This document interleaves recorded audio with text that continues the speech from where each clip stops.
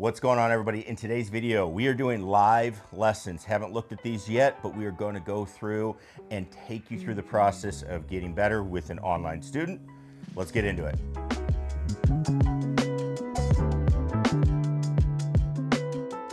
What's going on, everybody? Scott Oden coming at you. We're here, we're in the studio. We're going to be going over an online lesson here live right here in the video, okay? So I'm going to take you through the process of how we kind of look at things and also how we can actually look at getting better as we go through our golf swing, okay? So before we do that, if you have any questions or if you have any needs for your own personalized coaching, make sure you check out down below. We have all our free resources, Breaking 90 Plan, your yardage gapping, all of those, plus our coaching programs and our online boot camp that is coming up. So make sure you do not miss out on all of that. All the links and everything are in the description below. All right, so our student here today is going to be Mike. Mike is from Carl's up in Wisconsin. If you're familiar with the golf simulator world, Carl's Enclosures, this is where we're talking about. So when I started talking with Mike, we went up there and visited, and he also started talking about his game a little bit and said, hey, I'm probably going to need some help because he posts things, he works in the golf industry, he feels like he's not very good, all of that stuff, and he wants to get better. And I said, okay, this would be a great opportunity because I can help you. Even though we're not super close, we're a couple hours apart, we can show you what to do to get better. And obviously, he has a great setup to be able to work on stuff as well. So that is very helpful, but we want to make sure just because you have a setup doesn't mean hey, this is exactly how I'm going to get better, right? Like, this is just going to make me better automatically. That's what we always say is like, you got to know what to do with it and how your swing is going to work, okay? So Mike sent in a little bit of notes about his game, all right, and said, hey, this is what we're going to do, okay? And I started watching some of the shots, and a couple of things that we're going to notice with Mike's game. One, he does not hit the ball very far, okay? Losing distance or not hitting as far as he probably should be able to. And the other thing you're going to see is he has a very pronounced, it's not the worst, but definitely has a left to right shape. So, as a right-handed player, that would be a slice or, a big fade. Again, that's not the worst that I've ever seen, but it's definitely pronounced to enough where it's like, man, you really want to take care of that a little bit if you can, because that's going to be a reason that you are losing distance. This ball is curving too much, and that ball is not spending energy going out, it's spending energy going sideways. So let's take a look. We know that is what's going on, okay? That's the issue, right, as we're going through. So right away, what am I thinking? Well, from a number standpoint, whether we're using a launch monitor or if you just do this in your head, we're going to have some sort of open face. We're going to have some sort of club path that is outside in, or for a right-handed player, it would be to the left, all right? So that's going to be pretty much a guarantee based on what the ball flight is doing. The other thing we got to watch for, though, is we do have to watch and make sure he is hitting the ball in the center of the face. So we will check that out, and I'm going to show you something with that as we go through. And then because he's losing distance, we got to look at it and look at why that would happen. And a lot of times that's going to be we are adding loft to the golf club at impact. So I would fully expect to see somebody that has got kind of a flip here as we go through, all right? So let's take a look at the swings. We're going to start with some iron swings here. What I like to do is I like to look at iron swings, and then we'll look at the driver as well.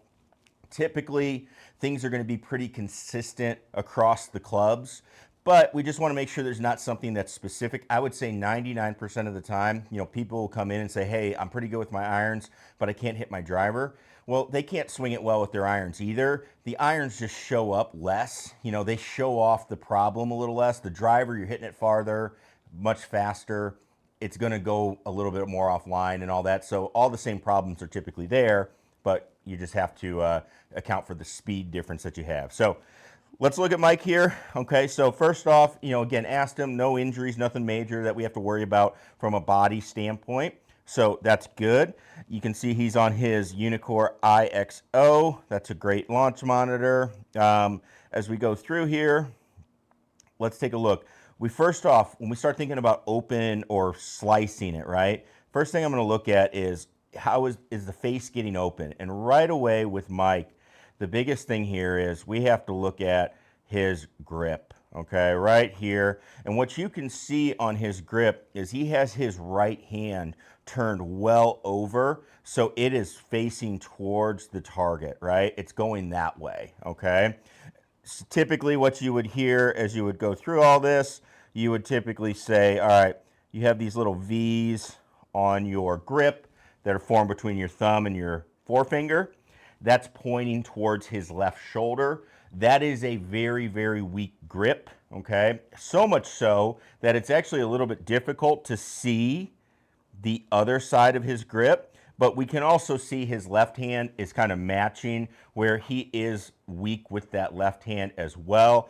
We'll go through more of the swing and show you how that's going to happen here, okay? So let's talk a little bit about why that's a problem as he goes through this, okay? So again, think about what his ball flight issues are, okay? So when he takes his setup, his left hand is weak, right hand very weak, very on top of the grip over here. What that's going to do right off the bat, it brings your shoulder up high, so his trail shoulder is going to be high.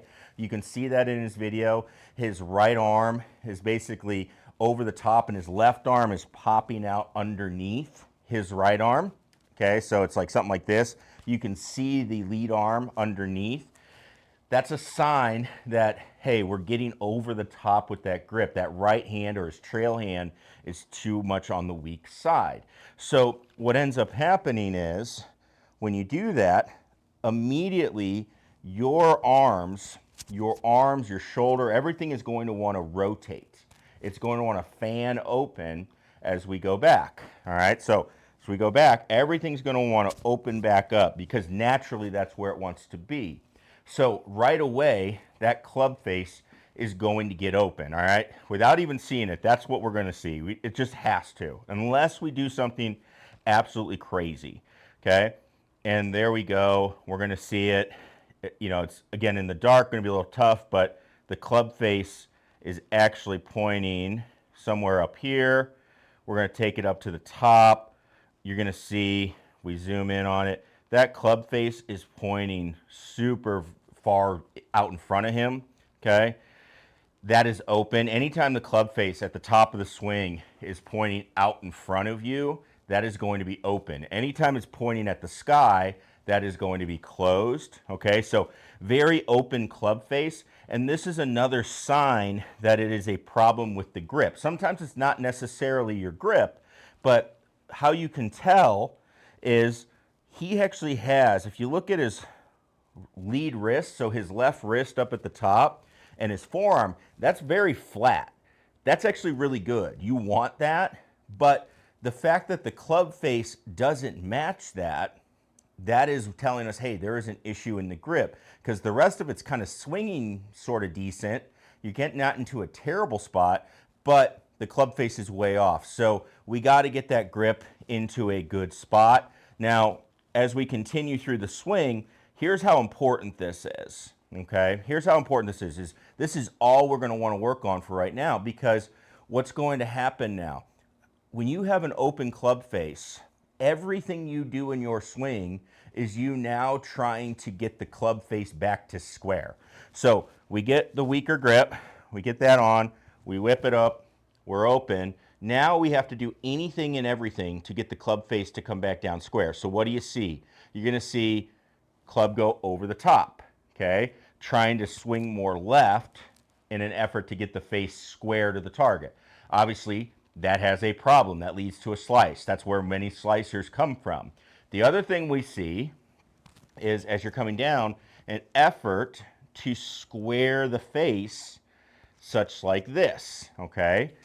That is your flip that we typically see, right? This is why we are seeing loft added at the bottom, because he needs to square the face, but that also adds loft. That's why, like when you have your drivers, when we have the adjustable drivers, when you actually set the face closed, okay, now not every one of them are going to be a little different, but typically if you close the face, you know, more of a draw setting, it's usually going to add loft, okay? If you put it onto a fade setting, the way they rotate, typically going to take loft off. So it's kind of that idea that, hey, we're going to be closing the face, but when we do that, we're adding loft throughout the swing. So again, that's what we kind of expect to see. And you can see that club's going to go his first move from the top. Club is going to start working its way down over here. Okay, he's going to start going out, and we are definitely seeing some of that flip as we go through. Okay, so coming through. Oh yeah, you can see that club is flipping pretty good here. Club's right there, coming on through, trying to do our best to be able to square up that club face. Okay, so how are we going to fix this? That's the question. It's pretty cut and dry as we go through. So the first thing is, before we look at the driver, where we'll just double check everything, we have to get the grip into a good spot. So the biggest thing for Mike is getting that grip a little bit stronger. So how I like to have people take their grip is, if you hold the club up in front of you, first off, it needs to be in your fingers. So when you hold it up in front of you, you need to have all your fingers on the grip, okay? I don't want to be holding it anywhere in the palm of my grip. That's not going to work, okay? We need to get it in the fingers. So we do that. Now the other thing is, for Mike, we need to get this into a stronger position. So if I have the back of my left hand here and I have the club face, right now I have them matching. So this is flat, this is flat. That would be neutral, okay? As long as my thumb is pinched against my forefinger, that's going to be a neutral grip, or a pretty neutral one, all right? What I want to see is Mike's going to actually turn that club face so it's looking at the camera, okay? So he's turning it away from him, right? So as we do this, I'm turning the club face away, and then I'm going to grip it. So I want flat lead wrist, club face pointing more away from him. That's going to get this club into a much stronger position. Mike is in a spot where he is pretty extreme to the open side. His club face is pretty extremely open. So we do need to exaggerate the other way. I always tell people, if it doesn't feel weird, we're not doing anything, all right? So we need to get this into a really, really, really good position, all right? He's going to feel like his lead thumb is on the right side of the grip, okay? That's going to get there, and then that's going to be a much stronger position. Club should feel pretty secure, and that should help. That's going to be a start. Now the trail hand. To get this one on here, all we do is we hold this club now up in front of us, just like this, and all we're going to do is just swing from, instead of going over like he does, we're just going to come from underneath, come up, and just cover our thumb. Our trail thumb's going to cover our lead thumb, okay? This trail arm should feel much more relaxed than he has it. Again, where he's way over, the shoulder's kind of popping out, that's going to cause a lot of issues, and that's going to cause him to be tense, all that stuff. We want to come from underneath, just throw those hands on there, nice and relaxed. Again, in the fingers, covering the trail thumb, covers the lead thumb. Everything's just kind of matched up there. So again, everything is going to be turned more to his trail side as he goes through here, all right? That's going to be a big part of this. So from there, that's just going to get his grip into a position. We should see his setup is pretty good. So we should see some setup changes, just in the sense that he's going to feel like he's a little bit more closed. His trail arm isn't going to be high. It's going to be a little lower, a little closer to his body. And that's where I want him to start with. Now, when he goes to hit the ball, that's a whole different story. He needs to start training a different pattern. His pattern right now, because he had that grip, he trained himself to whip that club face more open, okay?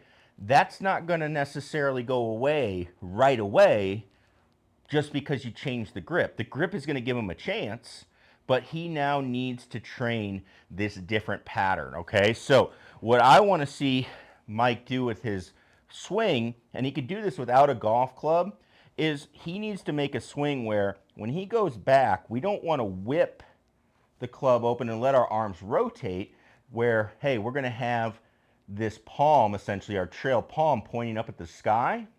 I want it pointing at the ground, okay? We're going to go back, pointing at the ground.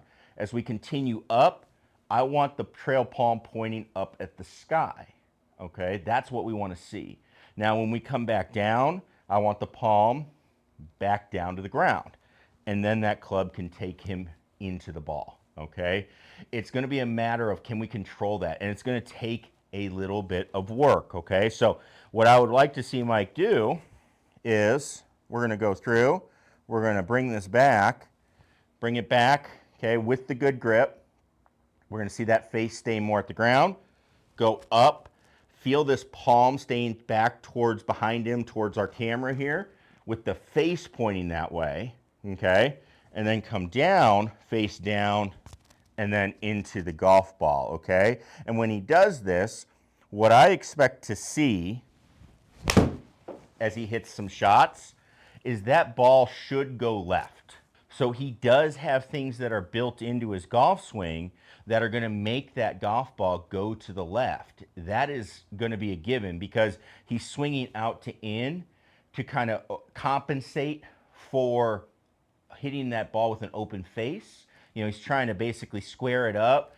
But now as he's getting the face square, he still is going to have that out to in path. So for right now, we are going to see that ball go to the left. However, we can't really do much about that until the face starts getting square. You have to take this in steps. You have to realize that you need to hit a variety of shots that maybe aren't going to go right down the target line at first because we need to get confident in one move. If you start trying to stack too many moves on top of each other, you're going to become risk adverse because you will probably hit a couple of really weird ones that'll say, hey, that's nowhere close. And you start kind of tying in a bad result to these new swings, and it's hard to make sure you're actually going to do these changes, right? So, namely, when the face is open and you start trying to swing more from the inside, well, you're swinging out to the right with a face that's way to the right. That ball is going to go so far right that you never believe